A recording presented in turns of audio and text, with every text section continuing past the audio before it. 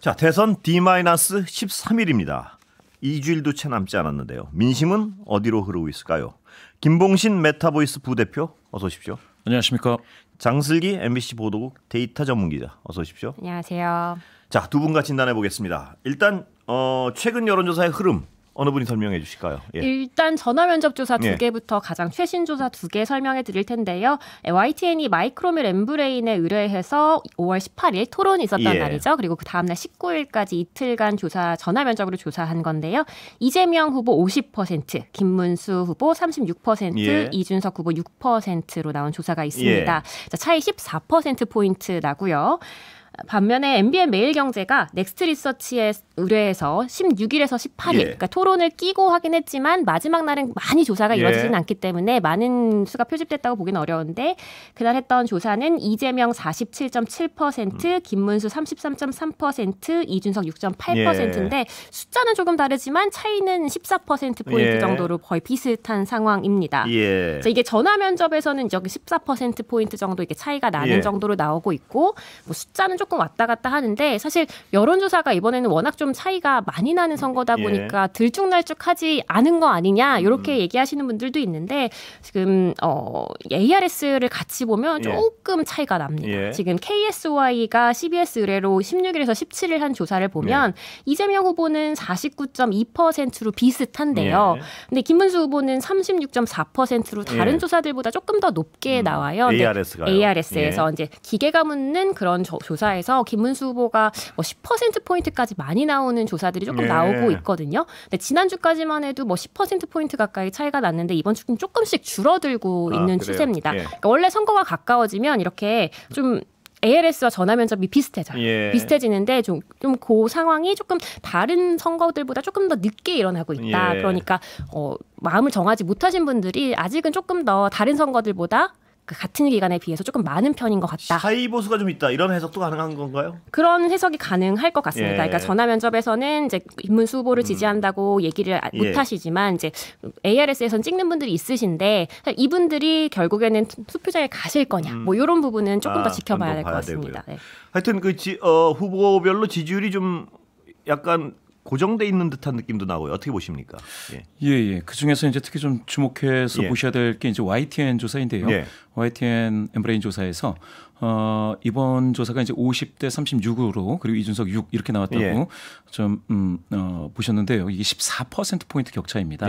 그런데 이게 한 주 전에는 이재명 46, 김문수 33, 이준석 7이니까 그때도 13%포인트 격차였거든요. 그러면 이제 사실상 격차가 거의 그대로 유지되지 않느냐 이렇게 보실 수 있겠습니다. 그런데 여기서 이제 주목하셔야 될 게 중도 성향이신 분들 중에서는 그 전주에 49대 24였다가요. 이번에는 이게 좀 바뀌었습니다. 이번에는 이게 61이 됐습니다. 뭐가요? 이재명이요. 아, 그래요? 61대 23이 됐습니다. 중도에서 급격히 치솟았단 말씀이신? 맞습니다. 중도에서 이재명 후보는 무려 12%포인트가 올라가는 반면에 김문수 후보는 중도에서 24였다가 23입니다. 그러니까 제자리 걸음이죠. 어떻게 해석해야 되나요, 그럼? 이거는 그러니까 이게 이제 그 뭡니까? 1차 토론이 있은 후에 또 조사가 일부 됐고요.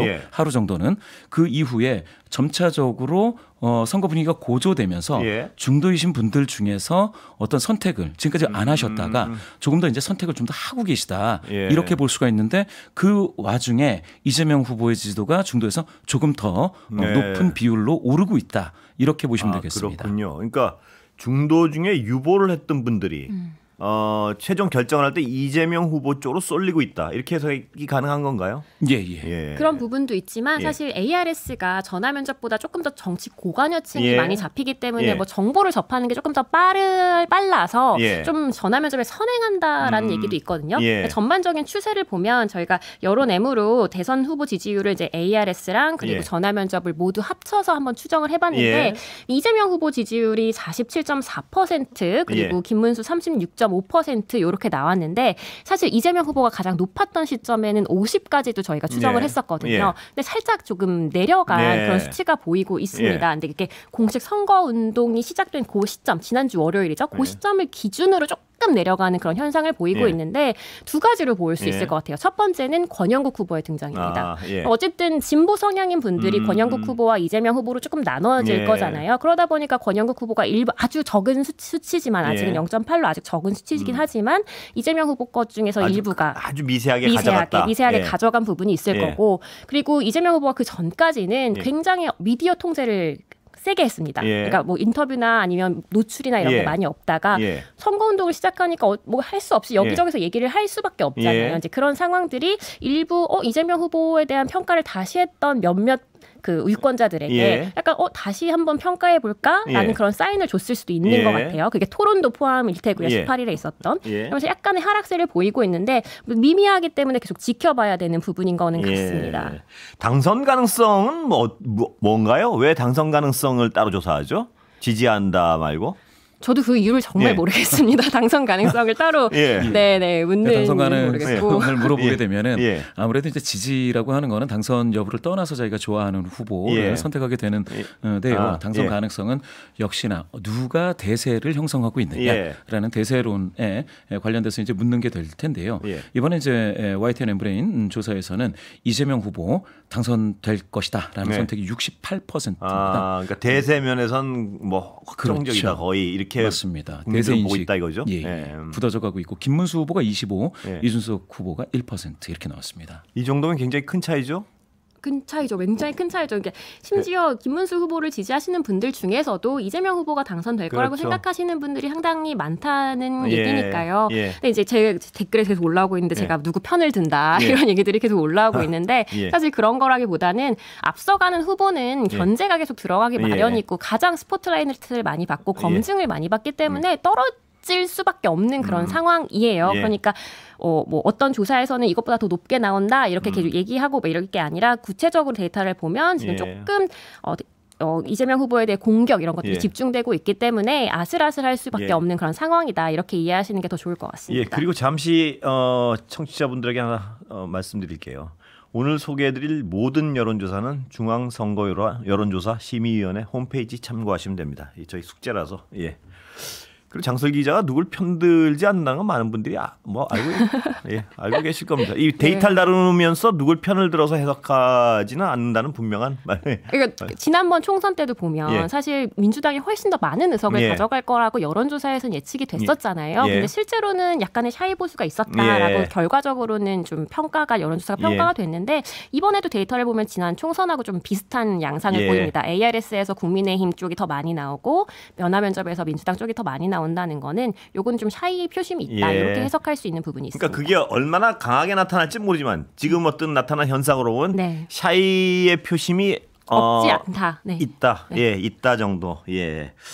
자, 그렇다면 수도권은 어떻습니까, 분위기가?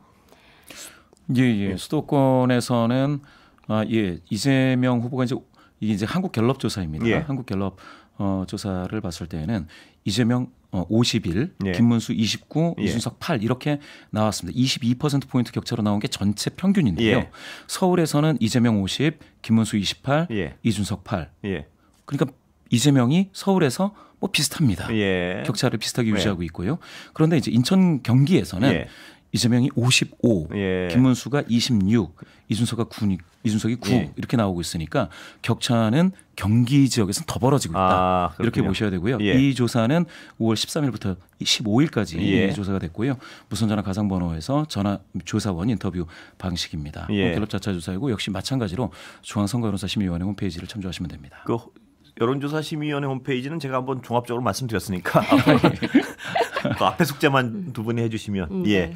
자, 수도권이 중요하죠, 당연히. 중요하죠. 예. 중요해서 경기지사 대결 뭐 예. 이렇게 프레임이 짜여져서 예. 경기도 지지율 좀 궁금해하시는 분들 많은데 사실 김문수 후보가 도지사를 한 게 06년에서 14년이던가요? 그러니까 너무 오래된 예. 거 같고 경기지사 대결이라고 하기는 조금 예, 어려운 것 그렇죠. 같아요. 약간은 예. 네, 근데 경기도 같은 경우는 워낙 많은 지역에서 네. 여러분들이 올라와서 이렇게 고향은 다르지만 많은 예. 분들이 섞여 사시기 때문에 지금 전국 평균하고 거의 비슷한 지지를 예. 보이고 있거든요. 근데 지난번 같은 경우에도 이재명 후보가 50몇 퍼센트를 얻어서 예. 그거 맞나요? 50.94%를 예. 얻어서 그러니까 거의 뭐 전체 평균하고 크게 어긋나 조금 그렇군요. 더 얻은 예. 요 정도였거든요. 아마 예. 이번에는 그것보다는 조금 더 많이 얻어가지 않을까 예. 이렇게 보입니다. 수도권에서 승리하면 대권을 가져간다. 이 공식은 거의 틀린 적이 없죠?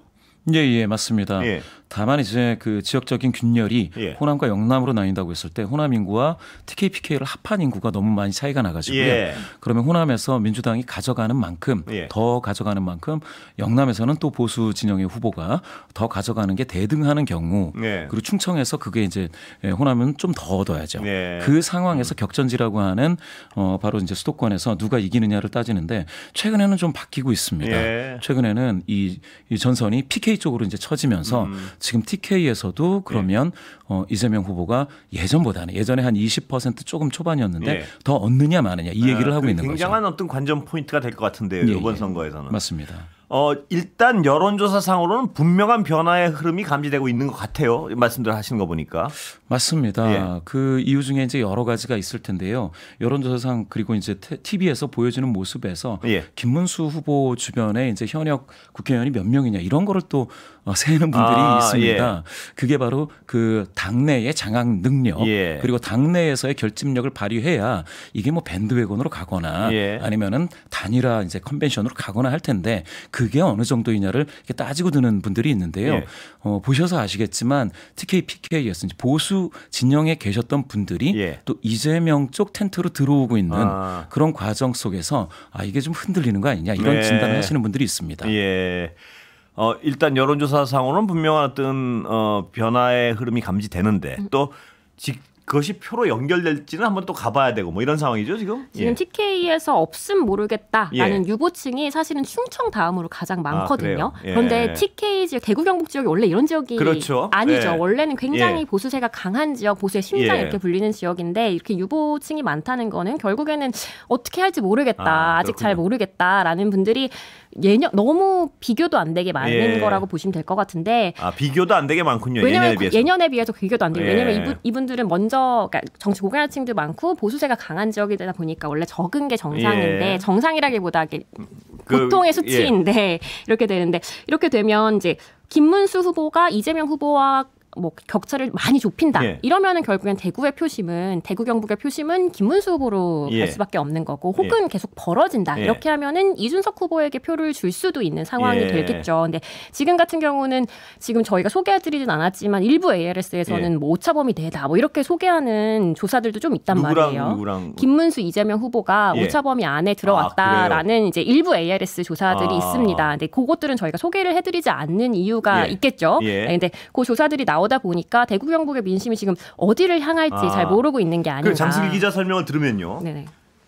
투표 당일날 진짜 표심이 손으로, 그러니까 자기가 찍을 때 어디로 갈지 모르지만 네. 유보층이 급격히 늘어난다는 것 자체만 해도 대단한 변화는 변화군요. 보니까. 그렇죠. 늦게 예. 결정하시는 것만 해도 확실히 그렇죠? 조금 적으신 거니까요. 예. 기존에 비해서. 근데 지금 약간 저희가 봤을 때 이재명 후보가 대구 경북에서 거의 36%, 30% 예. 중반대의 지지율을 보이고 있지만 예. 지난번 2022년 선거에서도 30%, 20% 후반 정도까지 여론조사에서 나왔어요. 근데 예. 실제 득표는 20% 초반대에 머물렀거든요. 예. 근데 그 이유는 결국 뭐냐면 여론조사에는 이재명을 찍겠다고 했지만 혹은 모르겠다고 예. 했지만 실제 투표장에 가서는 그런 다시 경향이 원래 있는데. 찍었던 그 예. 당일 찍는 경향이 되게 두드러진다고 보여지는 예. 거죠. 근데 이거는 호남도 마찬가지입니다. 이렇게 지지세가 강한 지역들은 여론조사보다는 실제 득표에서 원래 지지했던 예. 지역 그 정당들이 더 많이 나오는 경향이 있습니다. 예. 그러나 유보층이 예년보다 훨씬 늘었다는 부분은 대단히 더 주목해 볼 만한 네. 부분인 것 같고요. 그쪽에 어떤 정서를 잃는데요. 그러니까 옛날처럼 어떤 미리부터 난 여기야 그쵸. 이런 얘기를 안 하고 있다는 얘기 아니겠습니까? 그렇죠. 확신이 조금 덜 하신 거죠. 확신이 굉장히 떨어졌다. 이런 해석은 분명히 가능하겠군요. 가능합니다. 예, 네. 투표장에서 어떤 선택을 할지 모르겠지만, 예. 자, 이준석 후보 얘기 좀 해봐야 될 것 같은데요. 이준석 후보는 지금 국민의힘의 상황이 굉장히 안 좋은데도 표가 지금 여론조사가 붙질 않는 거. 이건 어떻게 해석해야 됩니까? 예. 그러니까 이제 그런 말씀들을 많이 하시는 분들이 있습니다. 이 정도 되면 이준석 후보가 한 20% 해야 된다. 그런 말씀을 하시는 분들이 있는데요. 아무래도 국민의힘 대표를 하고 나가는 과정에서 서로 간에 마찰이 있어서 보수 성향이신 분들에게 인기가 없는, 그러니까 비호감 정서가 아직은 좀 남아 있기 때문이다. 그게 이제 말끔하게 사라지지 않았기 때문이다라고 해석하시는 분들이 많고요. 또 다른 측면에서는 국민의힘 지지하시는 분들의 연령대 구성 자체가 약간 좀 고령자 위주인데 이준석 후보인 경우에는 아무래도 2030 남성 청년들 중심으로 지지자들이 구성되어 있기 때문에 그게 좀 이질적이다라는 것이죠. 그런데 사실은 그렇기 때문에 보수 후보와, 그러니까 김문수 후보와 단일화가 됐을 때 시너지는 지금 여론조사에서 나오는 것보다는 더 클 거다라는 예상도 하게 되는 측면이 있습니다. 지지층이 완전히 다르기 때문에 합쳐졌을 때. 근데 지지층이 완전히 다르기 때문에 합쳐지면 시너지 효과가 크다는 분석도 가능하지만 지지층이 완전히 다르기 때문에 합쳐도 그 표가 글로 가겠느냐, 뭐 이런 분석도 있는 거 아니겠습니까? 어떻습니까? 그러니까 이제 결과적으로 보수 성향이신 분들이 이 투표장에 나왔을 때에는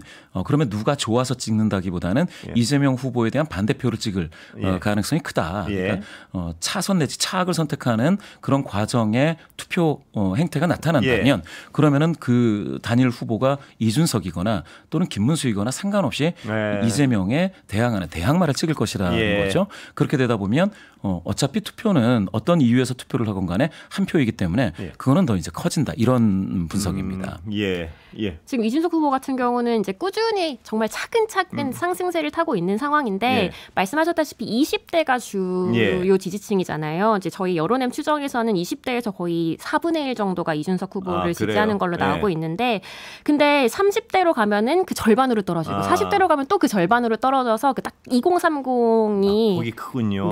그럼 2030을 벗어나면 사실 높지 않습니다. 자, 그런데 문제는 연령별 투표율입니다. 이게 보통 우리가 대선은 70%대 내에서 이제 분들이 투표를 하잖아요. 그런데 이게 다 같이 70%를 하는 게 아니라 60대, 70대는 거의 80%가 넘게 90%에 가깝게 투표를 하시고 90%까지는 아니고 80%를 넘게 투표를 하시고 20대는 그보다 훨씬 적게 투표를 한단 말이에요. 그런데 이준석 후보의 지지층이 2030에 있다는 거는 결국에는 이분들이 투표를 많이 안 하시면 지금 현재 여론조사보다 지지율이 적게 나올 가능성이 굉장히 높다는 거죠. 자, 그래서 2007년 조금 옛날이긴 한데 이때 이명박 정동영 요때는 70대 이상 같은 경우는 60대 이상, 그러니까 이때는 굉장히 차이가 많이 났는데 60대 이상 같은 경우는 76%가 투표를 했는데 20대 같은 경우는 46%만 투표를 했어요. 그러니까 30%포인트 차이가 나는데 만약에 이번에 이런 식으로 투표를 하게 되면 이준석 후보는 손해보는 게 굉장히 많을 거고, 근데 만약에 2017년처럼 연령대가 다 비슷하게 투표를 전 연령대가 비슷한 비율로 투표를 하면 이준석 후보한테 플러스가 될 텐데 이번엔 어떻게 될지 지켜봐야 되는 거죠. 그 조사는 없습니까? 투표를 꼭 하겠다, 뭐 그거 조사하지 않습니까? 지금 나와 있는 게 좀 있습니까? 중앙선관위에서 조사한 게 있는데 20대가 투표를 하겠다라는 의향이 지난 22년 선거보다 좀 늘어났다고 하더라고요. 그래서 지금 같은 경우는 2017년에 이제 똑같이 20대든 60대든 간에 70% 이상 투표를 할 것으로 보이기는 하지만 지금 아직 변수가 2주간 남아있기 때문에 뭐 어떻게 될지는 계속 봐야 되는 거죠. 전체 투표율 예상은 좀 나와 있는 게 있습니까? 이번에? 전체 투표율 예상은 아직 잘 모르겠습니다. 근데 그렇군요. 네, 대선은 그래도 70%가 거의 대부분 넘었기 때문에 70% 이상은 될 것이라고 보고 있습니다. 지난 대선 77.3인가 나왔으니까요. 이번에는 투표 의향이 더 높아져서 높아졌습니까? 투표 의향이 높아졌습니다. 지난 대선 여론조사 대비해서 그러면은 투표율이 77보다 더 높을 가능성이 일부 있다라고 이제 예측은 되고 있습니다. 어느 정도 높을지는 그 강도나 이런 건 좀 짐작하시는 게 있습니까? 두 분 어떻습니까? 저는 이번에 높을 것 같긴 합니다. 높을 것 같긴. 20대도 30대도 높을 것 같긴 한데 그럼에도 불구하고 지금 너무 차이가 많이 나기 때문에 이런 경우에는 내가 투표 안 해도 뭐, 내가 투표해도 뭐 이런 심리가 발생할 수 있어서 끝까지 봐야 될 것 같습니다. 그런 부분이 있군요. 그러니까 의향 자체는 강한데 지금 여론조사 격차가 너무 나다 보니까 나 하나쯤은 하는 생각들을 할 수도 있다. 진보 성향이신 분들 중에서 안도감 때문에 투표를 안 하실 수 있는 가능성도 일부 있습니다. 그렇군요. 투표율은 뭐 하여튼 여기까지 들어가겠습니다. 지켜보겠습니다. 투표율. 두 분 감사합니다. 감사합니다. 김봉신 메타보이스 부대표 MBC 장애인